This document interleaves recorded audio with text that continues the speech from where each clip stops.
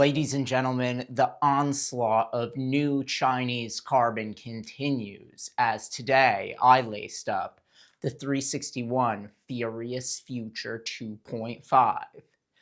I can tell you it is furious, but is it future?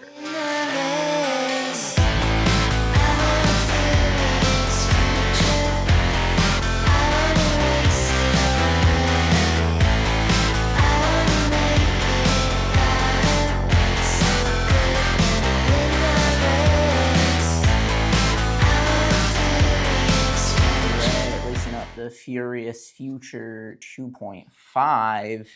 It's a 0.5 update on the 2. I don't know a ton yet about this franchise from 361, but I know they're some sweet looking shoes and that they are a carbon racing option.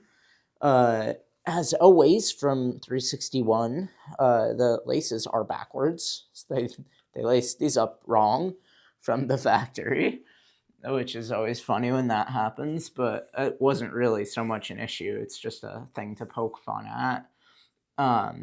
What I have heard about these is that they're sort of like a firmer carbon with a much firmer foam. I believe it's still a PIBA. It feels pretty roomy on the right foot, which means it's going to feel pretty roomy on the left. It's late in the day for me as well to be starting a first run review. I was going to see if another shoe came in that I was hoping to have come in, but it did not. So I am testing these today, but I'm still really excited about these. So I haven't run yet today, which makes me cranky. And I tried to book a hotel earlier today. I was going to go visit a friend in Toronto. I still am, but the hotel was like sketchy or something. The upper on this is very taut across the top. It's like almost structured.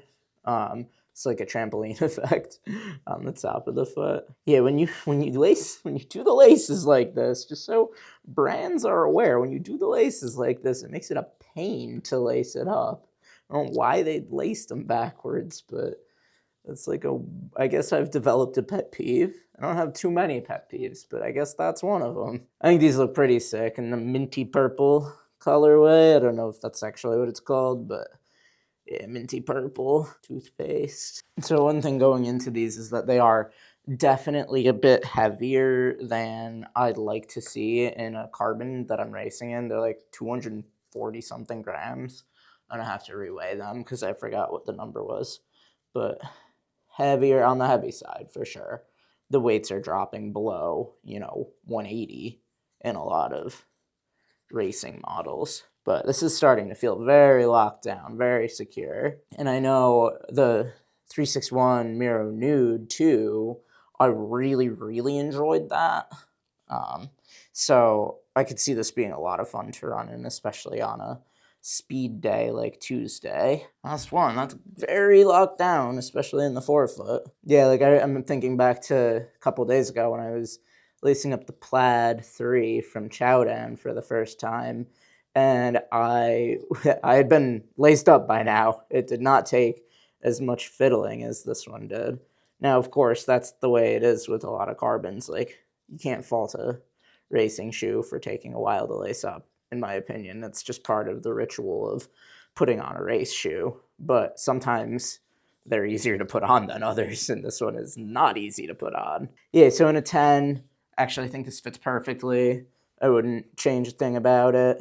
Of course, there's going to be a lot of room for me in the left foot, but actually on the right foot, this is fitting almost like perfectly. It's a shame. I wish I could just make my feet the same size. Like if I could just shrink my right foot to be slightly smaller, I could do everything in a 9.5, but my left foot seems to tolerate size 10 pretty well. I could hear these. I don't know.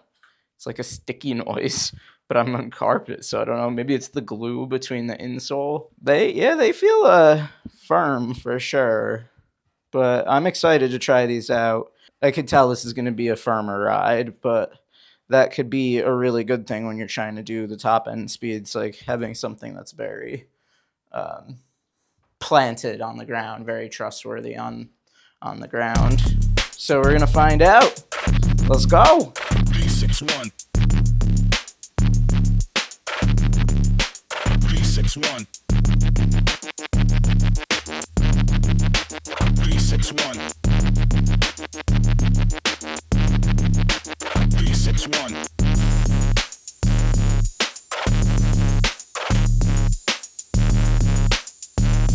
Alright, I'm about to give it a go with some hill repeats.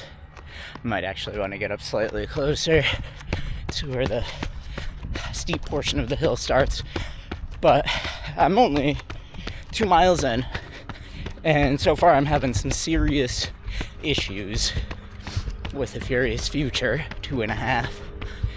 Namely, it's probably a good place to start. Namely, the upper is giving me Adios Pro 3 in all of the worst ways.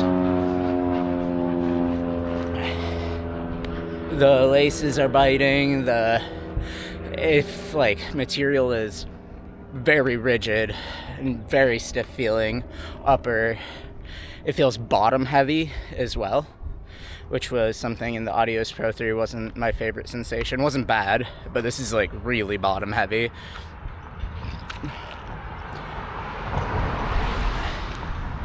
The foam is firm. We're not off to a good start, but the one thing I can say is this is very fast feeling. It does feel, extremely fast. I just ran a 6:40 mile on my second mile, so that's, I don't know. I like going fast, so. All right, let's do some hill sprints.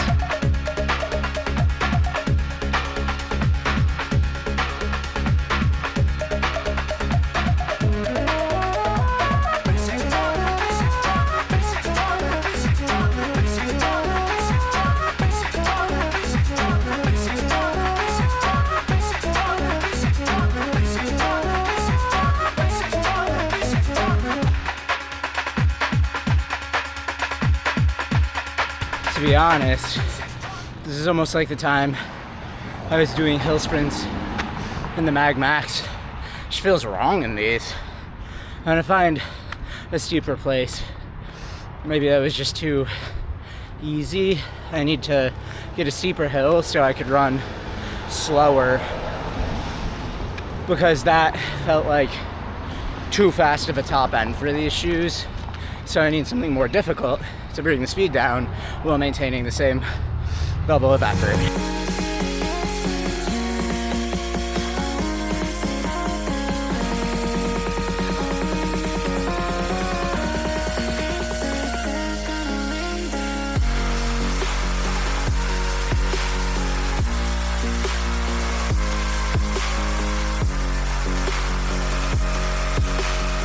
Four miles in and it feels like I've done 10 already. That's so hard. I just did really a lot of hill sprints. It's a lot. We're gonna take the long way back down, get to the water fountain, go find my shirt, whatever order that happens in, and then run for the remainder of the run.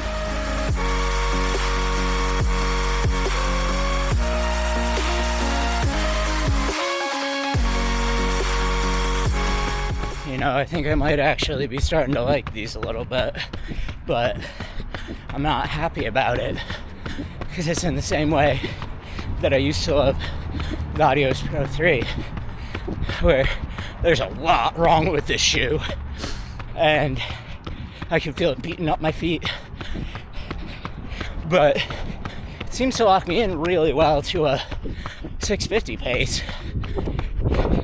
Once I've been doing some of these steady miles, that's just where my legs seem to land. And on a day like today where it's pretty hot, that feels really nice to be relaxed at that pace. It's not like I'm not working here, but it feels pretty good. Several circumstances have changed so that now I'm able to converse. First of which, I got my shirt.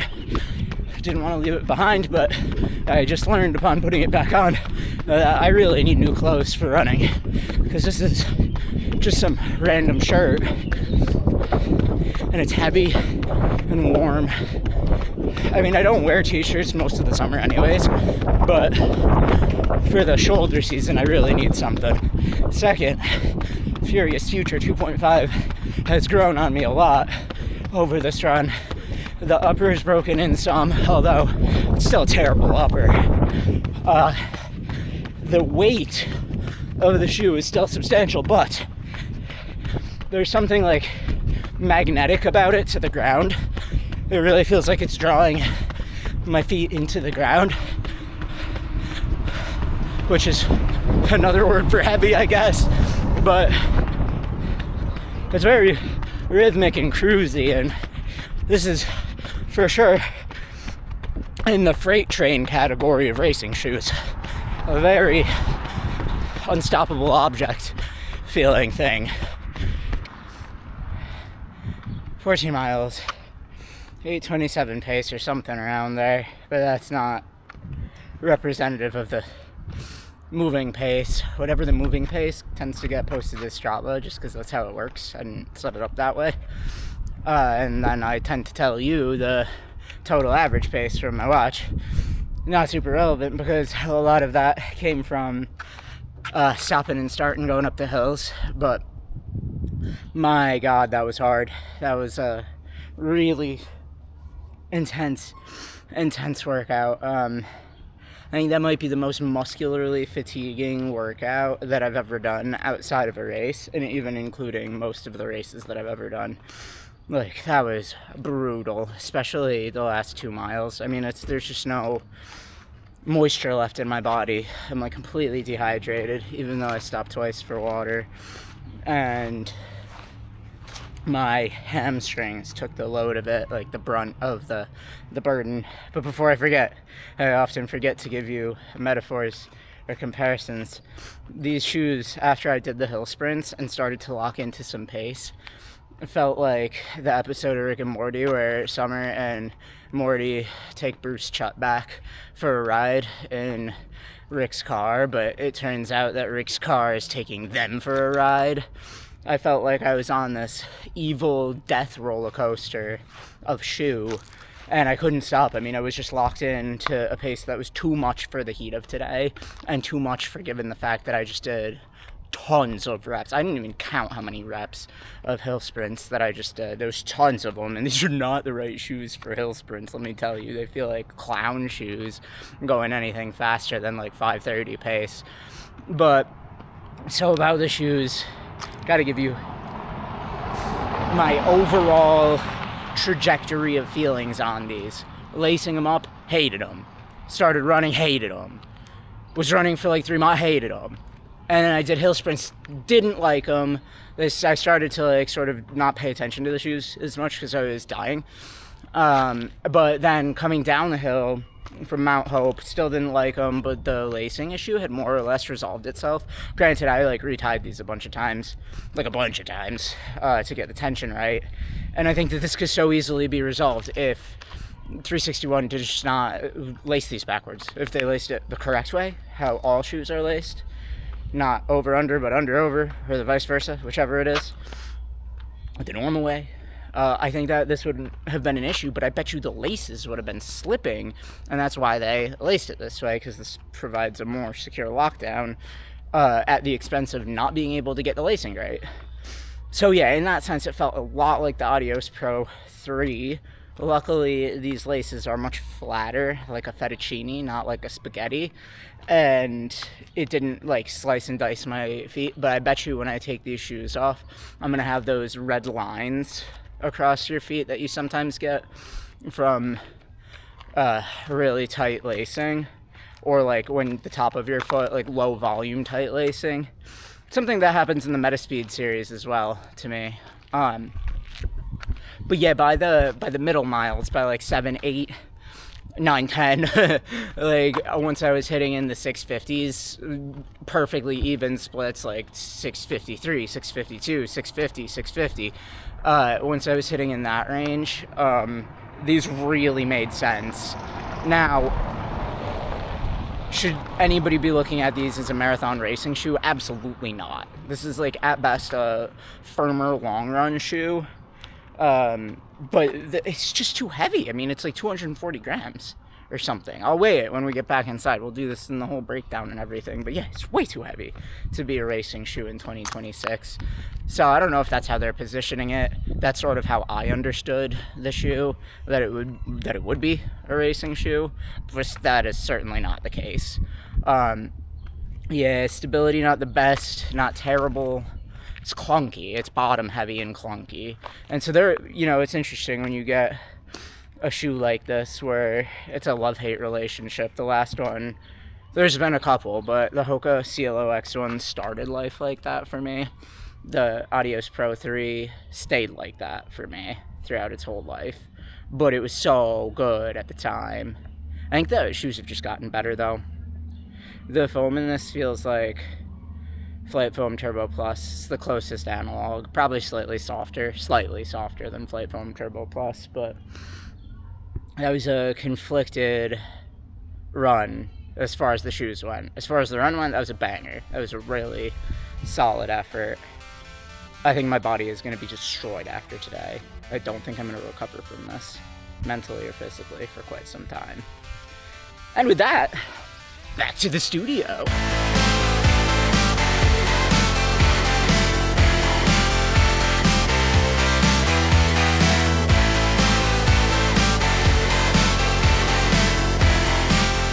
And we're back in the studio at the Furious Future 2.5. And as you could see from the previous recordings, I am suffering right now. That was a brutal, intense run with many a hill sprint and a steady tempo effort to cap it off. Plus, it's like 80 degrees today. Luckily, low humidity, and it's crazy how much the humidity actually plays a role in my ability to, frankly, run at all.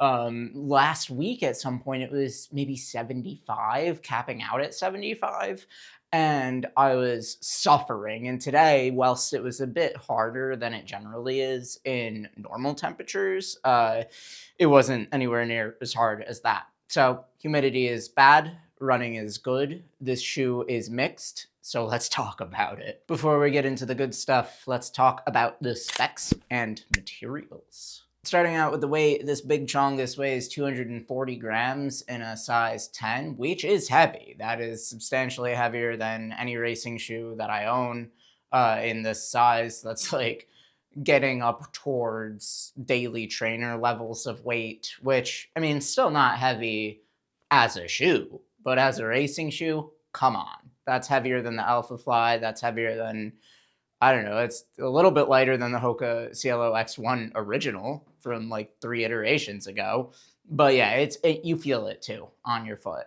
Otherwise, this has 36 in the heel and 30.5 in the forefoot for a 5.5 millimeter drop. But that doesn't count the insole, I think. So the insole is 3 millimeters, which would bring that measurement up to 39, which would be under the legal limit for racing, just barely. Which is why I think that that's actually what the stack is. It wouldn't be a review of a Chinese running shoe if there weren't some mysteriously missing statistics, such as the type of foam. Now, I could only surmise from feel and from knowing plenty of other shoes on the market that this feels like a very firm PIBA. Not quite as firm as the Metaspeed Edge Paris, but very nearly. It's, I can't say for sure that it's PIBA, and all they call it in their marketing material is elastic foam, which, okay, sure. My guess is it's a PIBA. Of course, it has the quick bone carbon fiber plate, and you can see that through the sole hole. The quick bone is in the sole hole. And the outsole is RPU, which I'm guessing is like a polyurethane, because PU, unless this is a stinky outsole, would probably indicate polyurethane. R might be road. It might be rabbit. I would love to find you the density numbers on this foam. They don't report the density numbers, probably because it's extremely dense feeling. And And the price is 103. That's what it is right now on Taobao. It probably would cost about 35 bucks to get it over to the States, probably cheaper if you live not in the States. So consider this like 140 bucks, which actually, like when you think about it, we're going to talk about price later, but you know, this is a complicated one for sure. We're going to have a lot of ups and downs in this review. I hope you're strapped in for this roller coaster ride. With that, let's talk about the fit. This didn't do well. I mean, it fit my foot really well in a 10. Like, it's the right size, but getting a good fit in it, despite it being exactly the right size that it needed to be, was a pain. And I think that the crux of the issue is that these laces are laced wrong. They're laced backwards. And it's, you know, the final eyelet, if you could picture it, comes in underneath, and then the laces wrap around the top, and or like they come through underneath and go over the top and wrap around under the bottom. It's laced backwards. It's just laced backwards, guys. And I don't like it. And I think it's actually intentional because these laces are really slippery and slick. And I don't think that this would stay tied if I reversed the lacing. And frankly, I have too many shoes to take the laces out of another one and put them in this one and make it work. I'd rather just run in a different shoe. So this is just going to be how it is for the fit. I'm not going to change the laces because that's what they sent it to me as. And I think it's intentional and it's wrong and it bugs me. And the reason it bugs me is that each of the eyelet parallels is so hard to undo and redo, similar to any Adizero shoe, and especially the Adios Pro 3, where it's just like really hard to move and adjust each of the eyelet parallels to be the correct tension because it's just hard to do. It's like physically hard to pull them apart. There's a lot of tension through the eyelet chain itself. And even feeling this right now, where the eyelet holes are reinforced by the plastic, it's just plastic. It's like really rigid plastic, and it's almost exactly like the Adios Pro 3 style plastic. So if you struggled with lacing in that shoe, you're going to struggle with lacing in this one. And despite it fitting really well, like according to sizing, like sizing is perfect in a 10 for me, right? I'm in between sizes, but I edge towards 10 from a 9.5. The 10 is perfect, so there's that. But then it's just really hard to get it dialed in. And that was the very first thing that colored my experience of this shoe. I was basically grumpy for the first, 3+ miles. It was just not a good showing initially. But there wasn't really any heel slip, I'll give it that, except for on the really high-end speed hill repeats. I was blasting. Initially, I was going really fast. As I settled into the reps and got to the steeper parts of Mount Hope, I wasn't actually experiencing so much of the heel slip anymore because I had slowed down quite a lot. It's a lot harder going like this versus like this, as it turns out. I don't know if you guys have tried it. I'm not going to do hill sprints there next time, not on that side of the hill. I'm going to stick to what I used to do or have been doing and go on the fun side of the hill, not the miserable side of the hill. But it was shadier on the miserable side of the hill today, so I figured, maybe let's talk about the ride. There's a lot to say here, and it really is a terrible shame that the upper is a train wreck, because there's a lot to like underfoot, but there's also some things to note that are not necessarily for everybody. So this is a firm shoe, for sure. Not the firmest in the world, but think Metaspeed Edge Paris, but a little bit softer, like a very little bit softer. Or think like Adios Pro 3, but a very little bit softer. It's those era of shoes where there was still a lot of density to the foams. and it does give you that pingy rubber ball sensation. It does feel very bouncy in that way, and it almost gives me a cadence feeling to it, where my cadence has actually slowed the more that I've been running. Like, the more experienced of a runner that I've gotten, I find that I'm more stride oriented over time. And I'm not so much a tiptoe runner anymore, but this sort of tipped me towards the toe a little bit more. And I don't think it really was the rocker. I think it's like the type of foam rebound. Now, the rocker is really good in this. That's something to note. I felt like that was why I was on this roller coaster ride towards the second half of the run. Like, once I got done with hill sprints, this grabbed my soul and just dragged me through the rest of the run. I was not a willing participant in this running shoe test today. I was captive by this furious, furious shoe.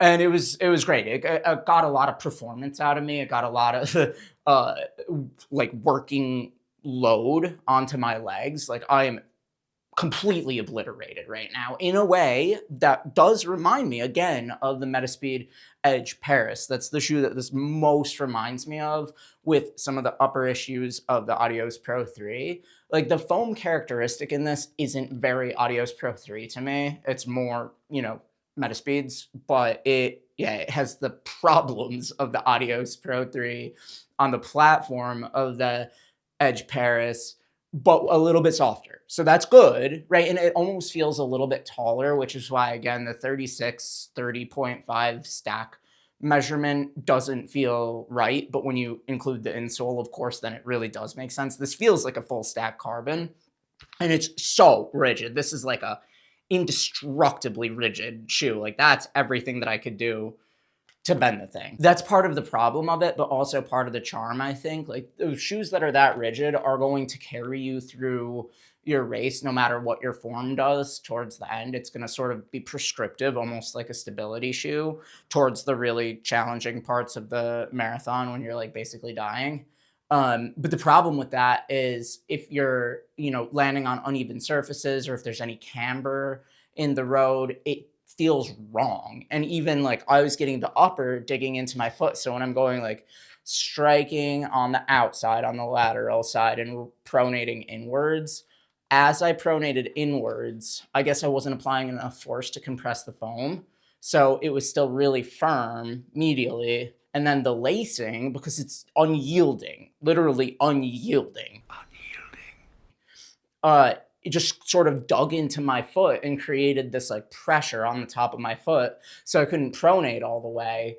Not great, right? Not great. But also, if I was striking perfectly, landing perfectly mid-foot to forefoot, and like perfectly planted flat, and got like a pneumatic up and down motion going, that's when I was really locked into the rhythm. And like I said, I was clutched by the soul and dragged for a ride in this today. And it was quite a very painful experience, but it undoubtedly was an experience.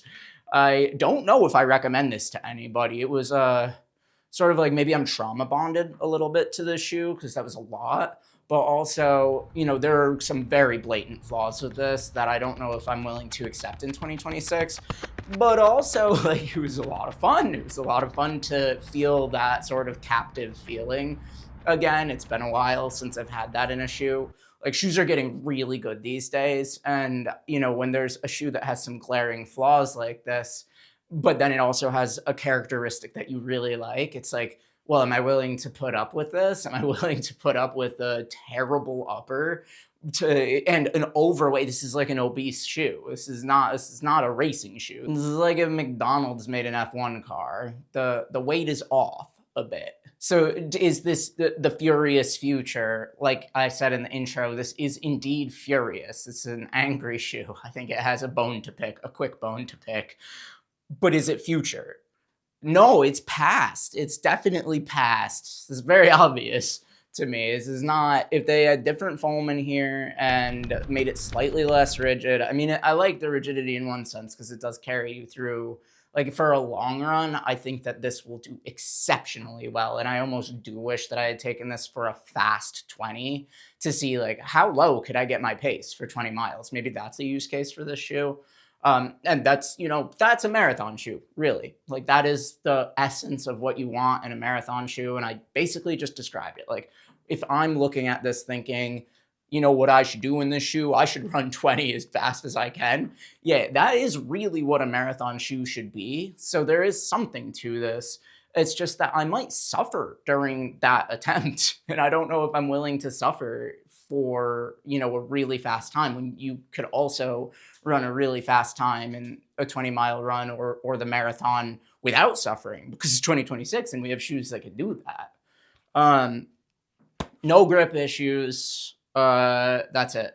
That's really it about the ride. I mean, it was dry. Price is $103. Actually, fantastic value. I mean, if you're paying $140 to get this to your door, that's really great. I mean, it's a terrible upper. It is a train wreck of an upper. The lacing system is bad. They laced it backwards. I'm not so sure about this flappy boy either. I think that I felt that a couple times throughout the run, but only when I was doing the hill sprints. Fuck, do you need to go outside? Yeah, $103 with shipping is a great value for a carbon plated racing shoe. Like, this is a budget carbon that I think probably fewer people will like than the Fadian Challenger 5 or the Faying Plaid 3 that I just reviewed the last couple of days here. This is like clearly the worst out of the three, for me at least in my stride. And on a stats basis, like, this is a denser foam, which is slightly less modern. It's heavier. It has a really, I don't know who could like this upper, frankly. It's like a really bad upper. And yeah, but there's an ineffable quality to this that I think lends it some recommendability to some people in general. I mean, I would recommend the Plaid 3 or the Challenger 5 over this for anybody, except, and now we're going to come to the question of who should buy this, people that really liked the Adios Pro 3 might like this more than the other two shoes. Other people that might really like this are heavier runners. If you are able to compress this foam really well, I think that you'll really like this. I also think that very fast runners, people that have a high impact force on the ground, are going to like this more than other runners will like this. Those are kind of the only two groups, though, the Adios Pro 3 lovers and bigger and or more powerful runners that can compress the foam a bit more. The main concern here is that, like, if you strike in the forefoot and then roll through laterally, if you cannot compress this medial like chunk of foam here, you're not going to have a good time. You're going to have the upper dig into your forefoot like I was.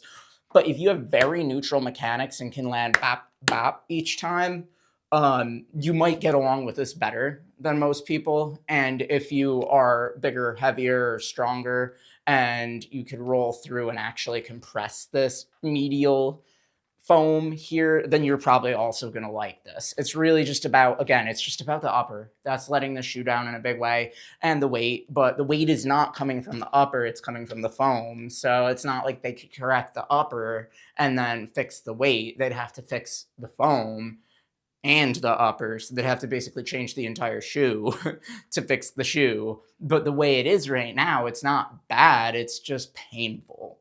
So yes, it is a furious shoe. It is not the future. That's the conclusion to this saga of Chinese carbons. I appreciate all of your attention on the 361 Furious Future 2.5 Blast from the Past. We did it live. And as always, stay in motion.